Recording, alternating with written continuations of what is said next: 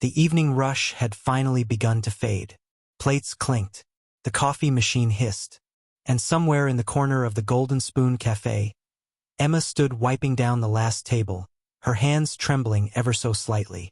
She was quiet, not shy in a cute way, but in that invisible kind of way. The kind where people spoke around her, not to her. And honestly, she liked it that way. Less attention meant fewer chances to stumble over her words. But that night, everything changed. The doorbell jingled softly. A tall man in a tailored black coat stepped in. His presence alone turned heads. The kind of man who didn't walk into rooms. He commanded them. That was Michael Stone, the billionaire who owned half the city's hotels. His name carried weight.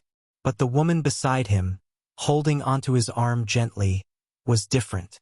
She was older, graceful, silver hair pinned neatly. Her eyes, though, didn't follow the noise. They followed the light, the movements, the silence. Michael leaned close to her and spoke slowly with his lips, his hands moving in soft gestures. That's when Emma realized she was deaf. Emma froze behind the counter. Her mind raced. Oh no, what if they need something I can't explain? What if I mess up? She gripped the edge of the counter. The manager nudged her. Emma, table 7. Go. Heart pounding. She picked up her notepad and approached them. Her steps felt too loud, her breath too shaky. She forced a smile. Good evening, she said softly. Would you like to see the menu? The older woman smiled warmly but didn't respond. Michael looked up from his phone. My mother reads lips, he said. His tone was polite but distracted. Just speak slowly. Emma nodded. But before she could say anything more, the woman, Evelyn, signed something quickly with her hands. Michael sighed. She says you have kind eyes. Emma blinked, startled. Oh, that's very kind of her. And then, almost instinctively, Emma did something she hadn't done in years. She lifted her hands and began to sign back. Evelyn's eyes widened. Her lips parted in surprise, and a soft laugh escaped her. The first soundless laugh of pure joy. Michael looked up sharply, disbelief flashing across his face. You know sign language? He asked. Emma hesitated. A little. My younger brother was deaf. I learned to talk to him. For a moment there was silence.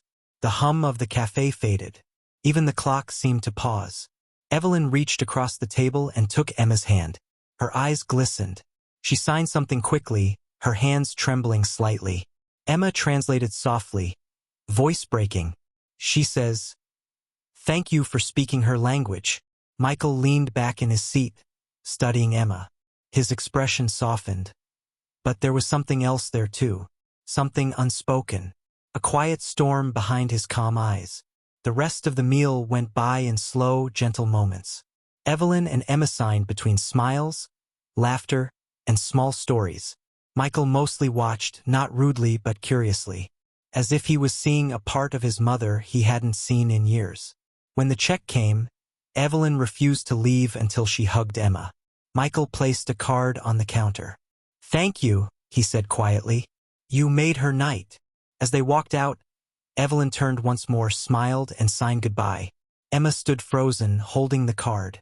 Her heart thumped. She flipped it over. It wasn't just a card. It was a business card with one simple line beneath his name. Her breath caught. What did that even mean? She looked toward the door where they'd vanished. Her fingers brushed the embossed letters. Something told her her quiet life was about to get very, very loud. Would you have called him the next day? Or let the card sit there, tempting you in silence? Emma barely slept that night. The business card lay on her nightstand like a whisper she couldn't silence. She'd pick it up, put it down, pick it up again. Stone Enterprises, personal assistant inquiry. Her thoughts raced. Was he serious? Was it just politeness? She'd only served him dinner, signed a few sentences with his mother. Why would a billionaire want anything to do with her? Outside, rain tapped gently against her window. She watched the droplets slide down the glass, tracing each one with her finger. Every part of her wanted to ignore it, to stay in her safe little world behind the cafe counter. but a smaller, braver part whispered, "What if this is your chance?" The next morning, she showed up to work pale, distracted, and carrying a folded piece of paper in her apron pocket. It wasn't the card. She'd copied the number onto a napkin, just in case. Her coworker, Sophia, noticed immediately. "You look like you saw a ghost," she teased, tying her ponytail. Emma smiled nervously. "Maybe I did." Sophia leaned closer. "Oh, come on, tell me. What happened?" Emma hesitated, then whispered, "Michael Stone came in last night." Sophia froze mid-step. "The Michael Stone? As in billionaire hotel owner, drives black Bentley, never smiles Michael Stone." Emma nodded. Sophia's jaw dropped. And his mother was with him." "She's deaf," Emma said softly. "So I signed to her." Sophia blinked, stunned. You signed? Oh my God, Emma. I didn't even think," Emma admitted. "It just happened. It felt natural." Sophia smirked. "Natural enough for him to give you his number?" Emma blushed. "It's not like that. It's for a job. Maybe. I think." Before Sophia could tease her again, the cafe doorbell jingled, and silence fell. A man in a dark suit walked in, crisp and serious. "Emma Brooks?" he asked, scanning the room. Her heart skipped. "Why, yes." He handed her a small white envelope. "Mr. Stone asked me to deliver this." Every head turned as he left. Sophia practically exploded.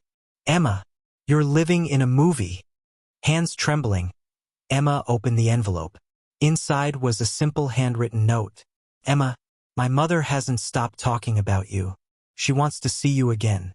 Please join us for lunch tomorrow at the Stone estate. Michael Stone." At the bottom, a small line in careful handwriting. "Evelyn can't wait to talk to you again." Emma's throat tightened. Evelyn had written that part herself.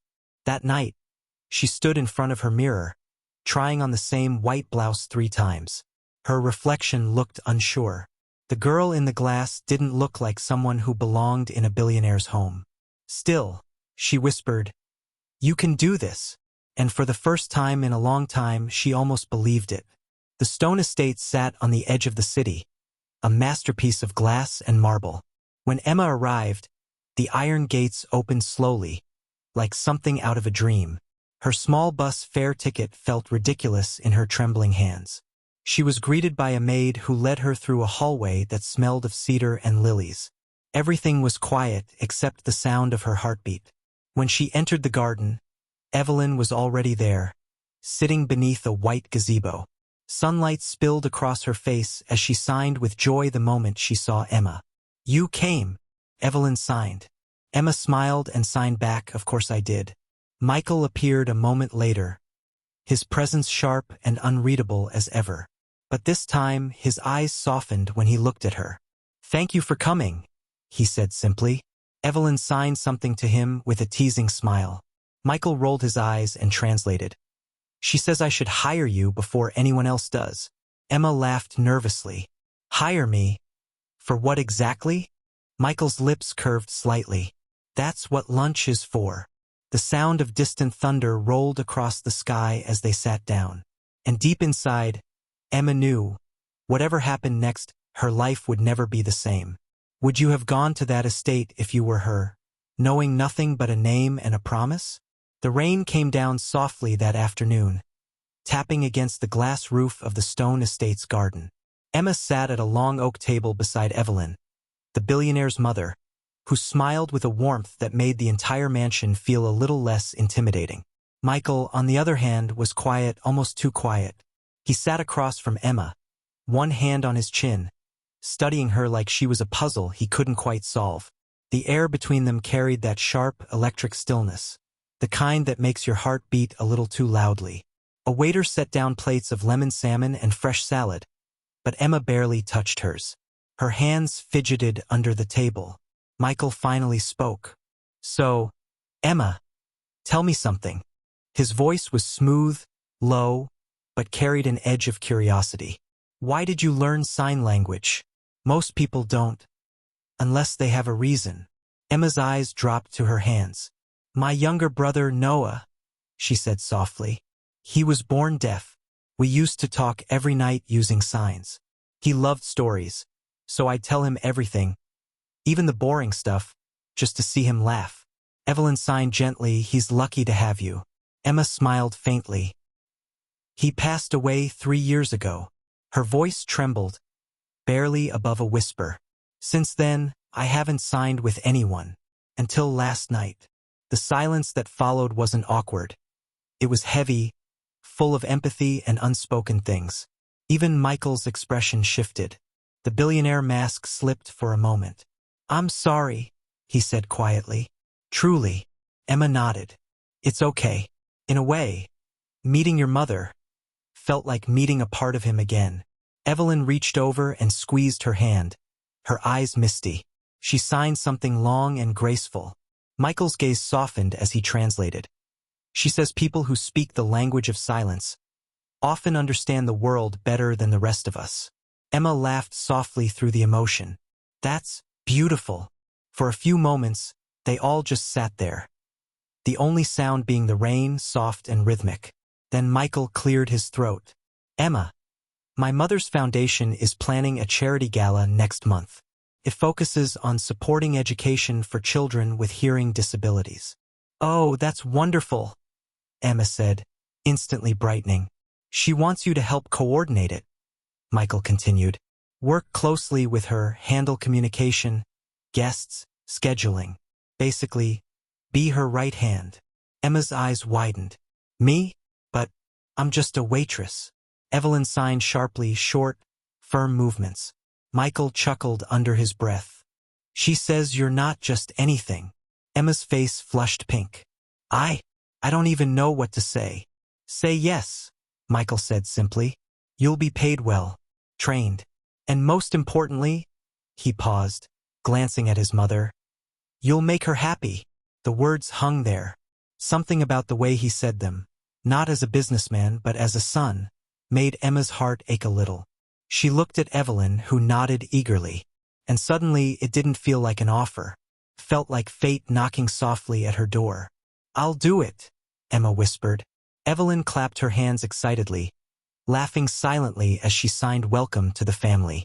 Michael leaned back, relief flickering across his face. But behind that calm composure, there was something else. Something he didn't say. Because even as Emma smiled, she didn't notice the way he looked at her. Not just with interest, but with recognition. As if she reminded him of someone he'd lost, too. As she left the estate later that evening, the sky had cleared. Stars glimmered above the mansion's tall gates, and her reflection in the car window looked different, braver, lighter. Still, one question wouldn't stop echoing in her head. Why did Michael Stone, a man who could hire anyone in the world, choose her? Do you believe people cross paths for a reason? Or was Emma just in the right place at the right time? Each chapter continues the cinematic tone, filled with emotion, vivid imagery, and cliffhangers.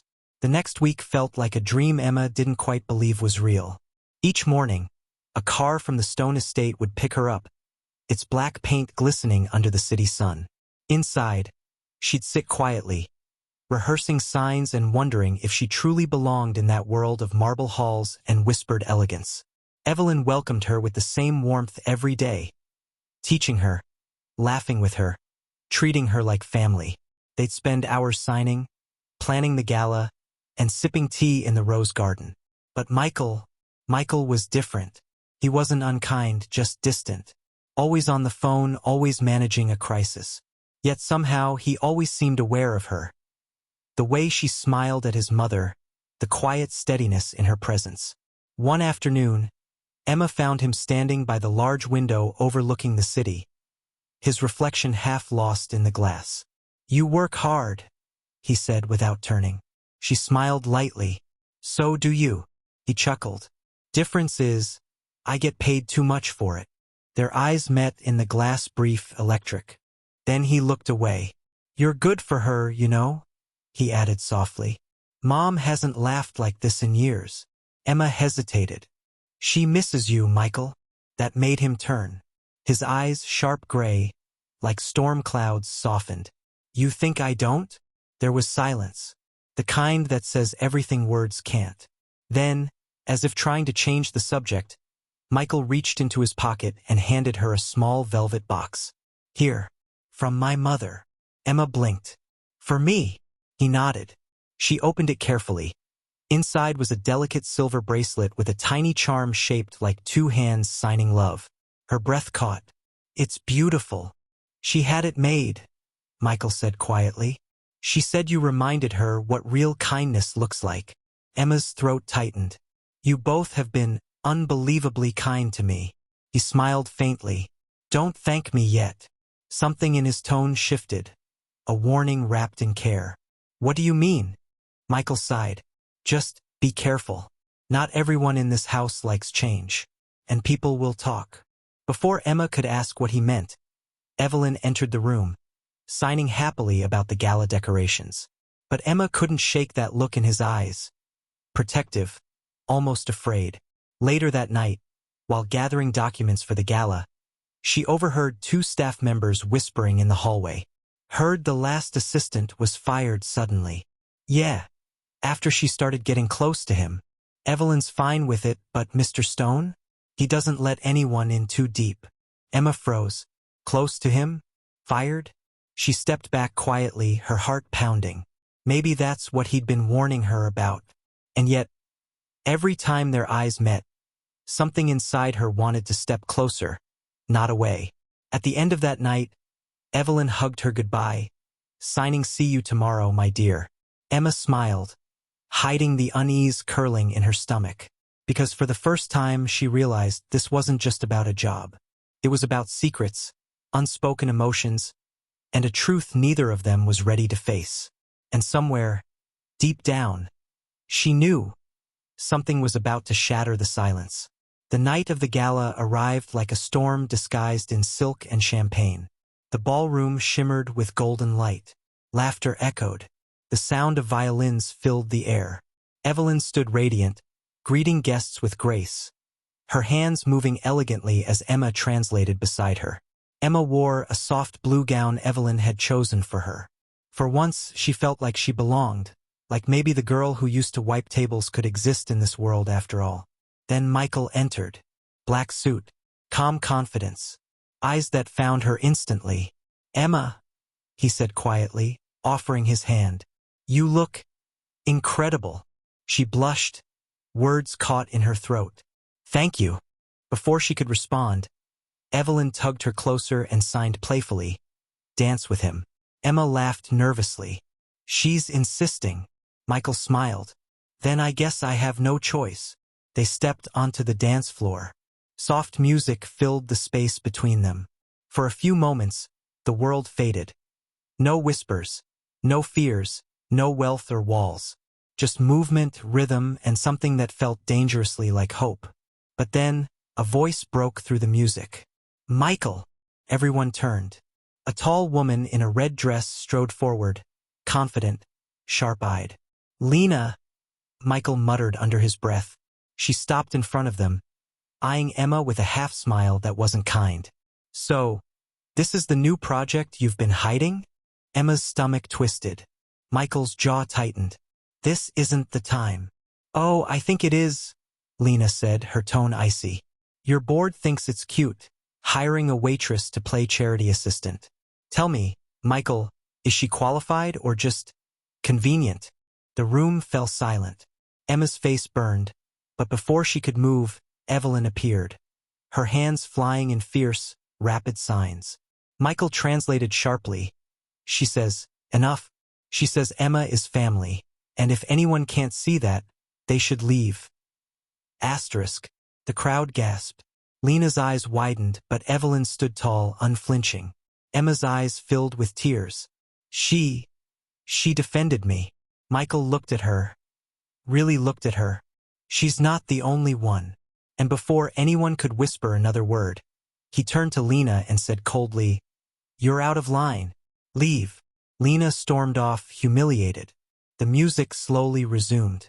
Evelyn smiled, signing gently, "You're stronger than you think." Emma wiped a tear, laughing softly. "Maybe I'm learning from the best." As the night went on, laughter returned. The gala became everything Evelyn dreamed it to be.